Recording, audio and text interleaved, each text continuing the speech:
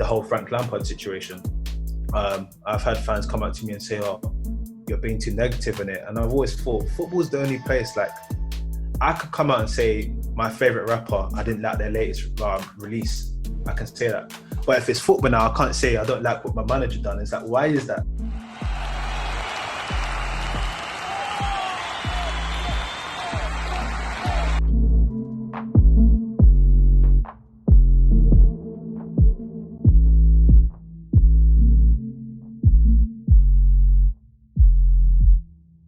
Who's the best out of your stoppage time TV? Who would you say is the best at ball if you've kicked ball together?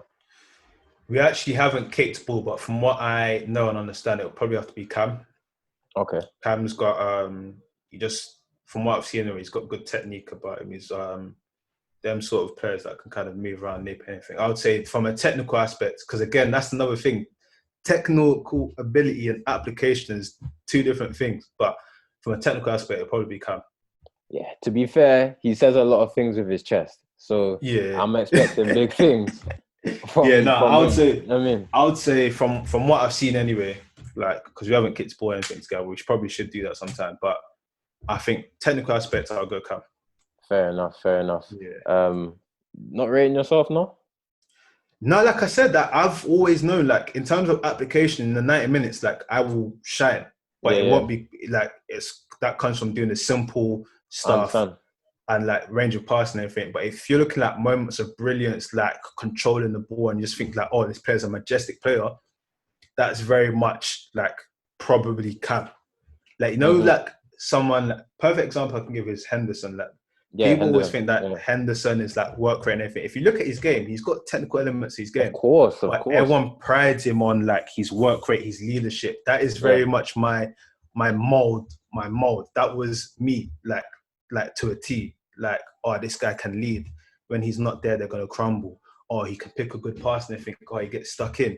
I wasn't ever like praised on anything on like my footwork or anything. That just wasn't like my kettle of fish. You didn't look at me and go, oh, that was an amazing dribble. No, you looked at me like, oh, that was a strong challenger. Oh, like, he's really dug his team out here. Like, oh, he's picked a great passer. That was me. There's nothing wrong with that, though. This is the thing, like, and that's one of the things in football, right? And this conversation is not had enough.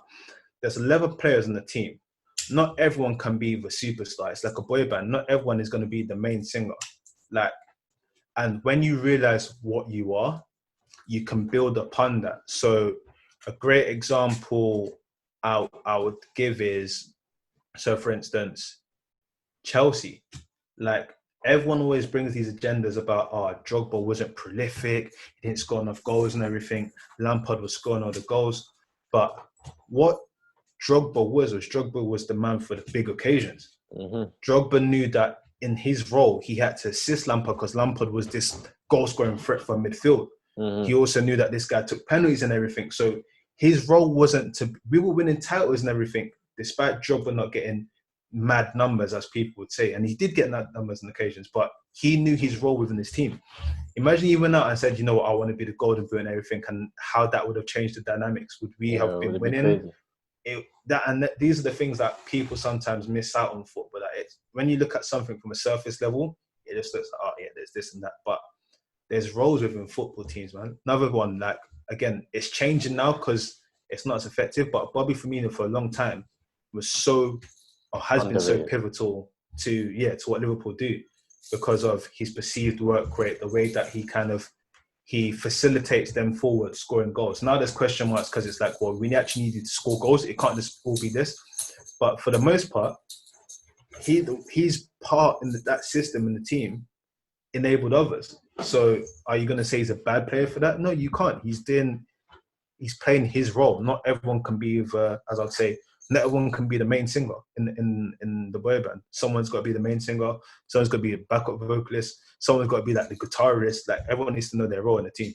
Here at 3258, we're proud to present you with the best football-specific content. We work with many companies and many ballers to give you, the viewers, the best content possible. You, the viewer, we're always looking to help you improve your skill set.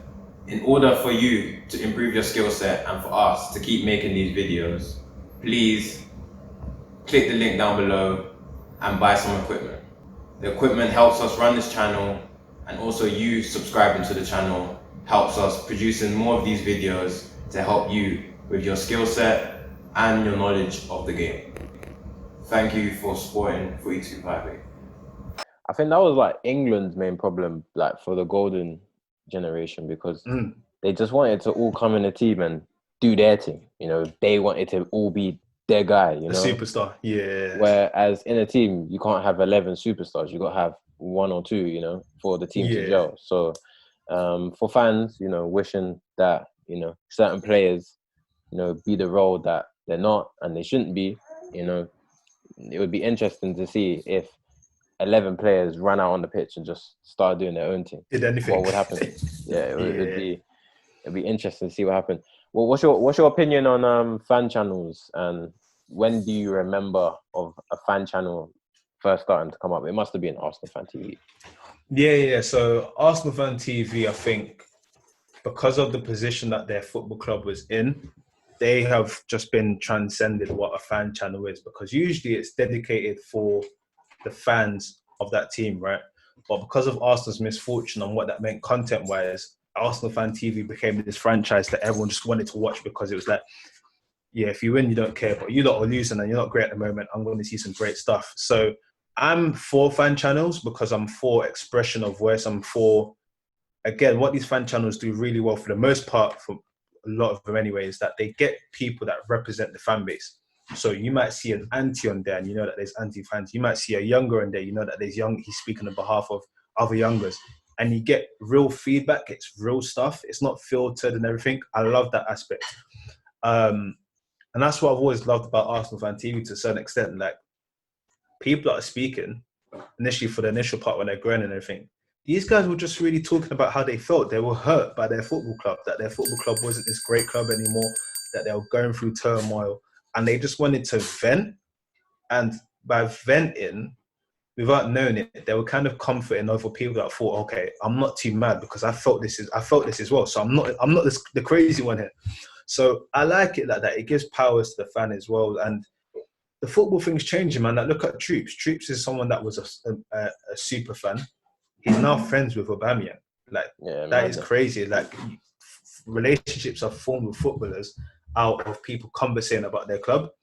So I do think they're positive. Of course, some people might think they're divisive because it's like, oh, you're speaking negative on the club. You should be speaking positive. But at the end of the day, like, people have to be realistic about these things. People can, and that's why I like fan channels. You can only say what you feel. Of course, it's obviously hard to filter people that are trying to be real, people that are just trying to look for a quick come up. But for the latter, for the most part, these are just people that are saying how they feel. I can't have an issue with that. Like, everyone is affected by things differently. If that's how you feel and you're on the platform, then yeah, you do you and speak it, man. Would you ever go on a fan channel and say For me, I would, but for me, I've always been more of a conversationalist. Like, I support my club, but I'm not just fixated on my club per se. Like, and that's why a lot of the times with content and everything, I will go on to like a fan podcast and everything. I'll speak, but I'm not within my realm of what I do. I'm not just narrowed down to Chelsea FC. Like, I love Chelsea. I follow them all my life. That's my team. I support them. But as a fan, I can dissociate the kind of like, I'm a fan and I need to discuss this as someone that is interested in the football. And it's also the same reason why, as a fan, I can kind of big up things when they're good, and I can call out things and say that, you know what, this shouldn't be happening. Like, a great example is the whole Frank Lampard situation. I've had fans come up to me and say, oh, you're being too negative in it. And I've always thought football's the only place, like, I could come out and say my favorite rapper, I didn't like their latest release. I can say that. But if it's football now, I can't say I don't like what my manager done. It's like, why is that? I should be able to say, you know what he did, I perceive that to be wrong. But football, there seems to be always this vibe that, for some reasons, sometimes you can be like, yeah, say how it is, but sometimes it's tribalism or don't speak bad in the club. It's going to make us look bad. We have to say this, we have to say that. And it's like, that's not how life is. Yeah. I've not signed Ritual to be part of this team. Don't get me wrong, I love the team, but I have to say how I feel. Like, if today I feel like they've done well, I'll say they've done well. If tomorrow I feel like they've not done well, I should be able to say I don't think they've done well, and life goes on. So, but yeah, 100%. What made you yeah, what made you start your channel and you know, be your co-host for Versus as well? Huh? Yeah, so Versus, my co-host like a podcast there where we spoke to some footballers, etc. But I essentially do a lot of content based on the culture of football now, which is almost music, culture, and football together. So I do stuff like some like my latest piece of work was talking about the relationship between barbershops and football, which is a massive one. Yeah, that's a Like massive we one. all go to the barbershop and speak about football, but then how is that relationship formed and why it's so important? So with Versus, I do stuff like that. But the reason why Stoppage Time, before Stoppage Time, I was on another podcast and then Stoppage Time came. But the reason why I got into that space was I didn't see myself represented in the media space. And me and my people, or the way we spoke, wasn't represented. And we always have conversations about football, which are really good conversations. But and I know other people are having these conversations across the nation. Why can't we see this anywhere? And that's where my whole idea about doing all of this stuff was birthed from. That this stuff is real. Like everyone's talking about this in this way. Why can't we see it? Let's just try and put it out there. Yeah, I don't know how to put my finger on it, but it's evident. Like, I don't know what the association between you guys and 360 is or whatever, but it just seems like that whole lane is very different. Number one, you do see the culture when you look at it. That is one thing you see. So a lot of people, footballers, non-footballers, fans, supporters, whoever, when they're from the culture, they automatically relate to that, even if they don't really like football like that. They will be like, you know what, these guys, I feel like what they're saying, like, you know what I mean? And then obviously, secondly, you guys do sound very much like you do know what you're talking about more than other people. That's not a knock to other people and what they're doing. No, I appreciate that. But it does sound, and for me, listen, my boys, I grew up with a lot of my boys. Half of them are footballers from my area, because you gravitate to you know, people who do what's around you. Yeah, what's around same thing you, as you. and same thing as you. But like half of them are obviously not footballers, and you know, they do love football and they do like football, whatever, and they do have knowledge on the game. You know what I mean?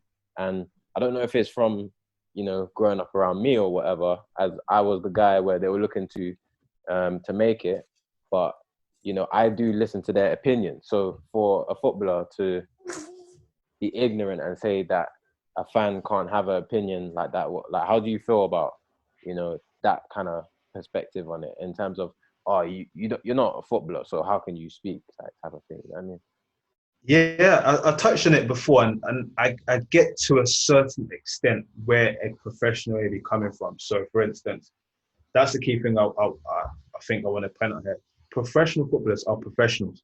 A doctor is a professional. So sometimes if you go to a doctor and you tell a doctor how to do something, a doctor will say, listen, but I trained like 7 years for this. Like, I know what I'm doing. I think I've said that to a doctor before still. Yeah, and then the doctor will be like, hold on, like, I know what I'm... Don't get me wrong, you may actually be right in that situation, but a doctor in his right mind will be like, listen, I trained 7 years for this. I know what I'm talking about.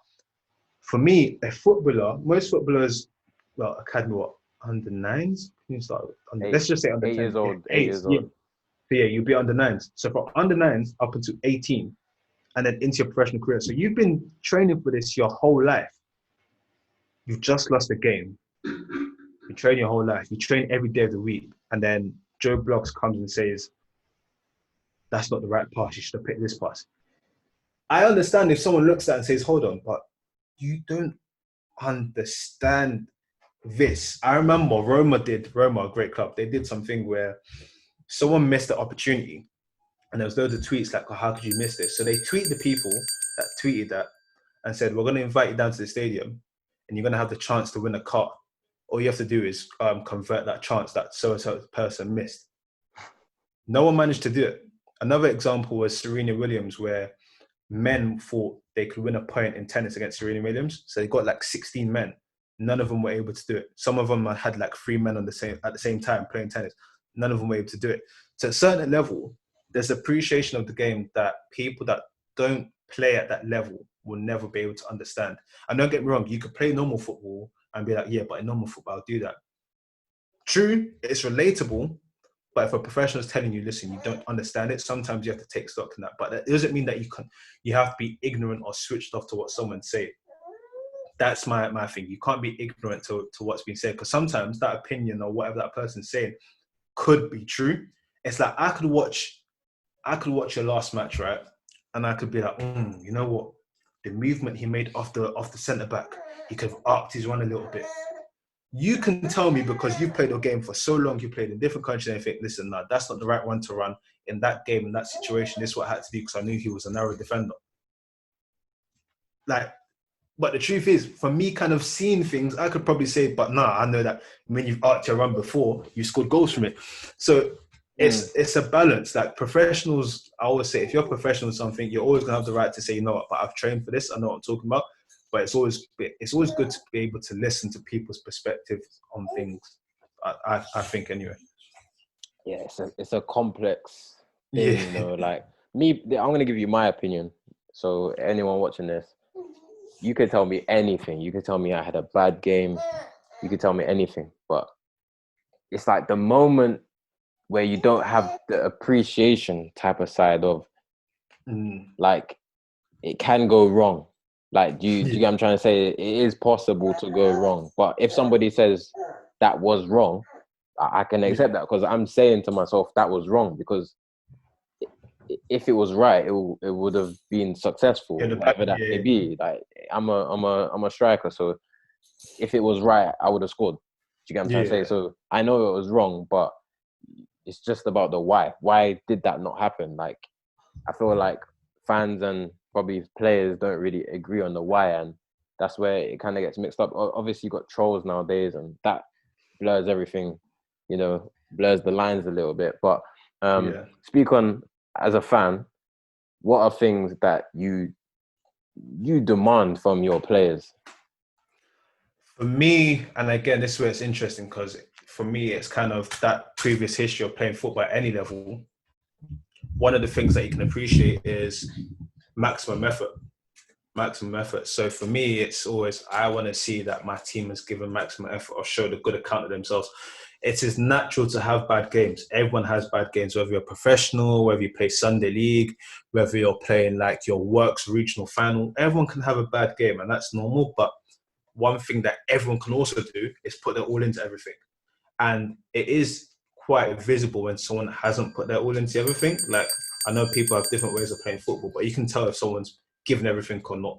So for me, as a fan, when you see like your team not showing character, not giving everything, it's a bit like concerning, because it's, again, that's where that fan moment in your head comes, and it's like, but you're professional, you're privileged to be here. Sometimes you have to step out of that mindset. Yeah, that person is privileged to be here, but they've worked to be here. And that person is a human being as well. Like, you don't know what happened in their life during the week. Like, they could have had a mad Salim with their wife, or a family member could, like, you know, not be in the right place. And it's hard for you to then perform. Like, these footballers, I've always said, footballers are not circus acts. Like, they're doing a profession, don't get me wrong. They get paid a lot, but they get paid a lot because they're doing a high demanding job. Like, some footballers will see it as a privilege to kind of be at that level. Some players will see it like as a curse. Like, yeah, I got here, but look at all of the pressure it comes with. Like, I can't have a bad game without going to, and then without kind of being heckled online or abused. So I feel like when people are fanatics, they don't see that side of it. But that is the honest truth. Like, footballers could have bad games because of stuff that's gone in their life. Like, I can go to work and have things that affect me at work and just kind of get on with it, and there's no repercussions. A footballer can't have a bad week and have a stink of 90 minutes without being heckled. You get where I'm coming from? Mm-hmm. So, like, they are normal humans like us. Like, our realities in that sense is not too far dissimilar from theirs. Like, things can affect them. All right, you just said that. I believe that you believe that. You know, I believe that you believe, if the player gives effort, then that's what you can ask for, like, you know, type of thing. But there's other people, let's say, for example, they would give the answer you gave. And let's be honest, if the player was, I don't even want to throw no one under the bus, but there's been some players who have been questionable throughout the years for maybe your club or Chelsea don't tend to do it because they tend to buy good players and high quality players throughout the last 20 years. But like other clubs, they tend to buy players where they're questionable, especially for high profile clubs. Let's say, for example, Arsenal. Arsenal, sometimes they might have gone for the cheaper option and they might have not shown the quality that they desired, you know? But let's say, for example, that player gave 100% effort. So what happens in that situation? Do you think? That's a good question. That's a really good question. Do you think that is like a cop-out when fans say, I just want to see 100% effort, when in reality, they're very demanding on like, it's not his fault if he can't perform, you know what I mean? Like, it's not his fault. You should be looking at the manager for putting him in, you know what I mean? So what this stumbles into is the conversation between how much is the player's fault and how much is the manager's fault. So we've seen it so many times when a team's not performing well and the manager gets sacked. But when you look at it, hold on, like, these players are not picking up their weight. We've seen it so many times when the players not performing well, and it's because of how the manager's deploying them, or kind of, you can tell that there's a lack of coaching and everything. And I feel like sometimes one of the hardest things about football, is, and you appreciate this, you being a pro and everything, we don't see the ins and outs of everything that's going on.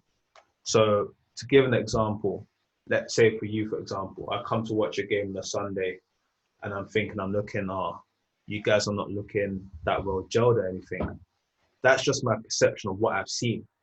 I have no idea unless someone within the camp leaks information. But I actually have no visibility or no idea of what's actually happened that week. You guys could have had a great week, but on the days, for some reason, it just looks a bit of thing and whatnot. Next thing, the newspapers are right on, the manager hasn't got a grip of the change room. We have no idea. And with social media, maybe it's changing because things are getting leaked out. But the truth is, we have no visibility. Until these documentaries and everything that started coming out recently, we have no idea. So it's so hard. A lot of the stuff that happens is based off perception. But back to the point you mentioned about, do fans can still say all you want to see is maximum effort? Those ones are hard because, especially when you follow like a big team or any team to a certain extent, if someone's brought in and there's an expectation and that expectation is not met, it can leave you feeling somehow. So it's that, but we were told that this player is going to be really good. Why has this happened? This player was brought in for 80 million, but the performance we're seeing, in our eyes, it's not representative of that fee. We're not happy about it. That is the hard bit about football, because sometimes it's not this player's fault. This player may not be up to the level to perform at this level, but they've been brought in with this expectation, and now they might be trying their hardest, but it's just not them, or they may have had a purple patch, because that's another thing, and now people are holding them to their esteem, and it's like, no, that's not that person's level. They're actually playing beyond their level, and that's not sustainable, and it's tough. That goes back to what we said just now. That might affect that player to start getting into their own head. We don't know what that's happening. We don't know if that player's feeling in the right place, but each week we're like, oh, that player's not good enough. Like, he's trying, but we're not seeing the right, and it's hard, man. Footballers are human, man. Footballers are human. But we forget. It's really forget. For more content like this, like, share, and subscribe.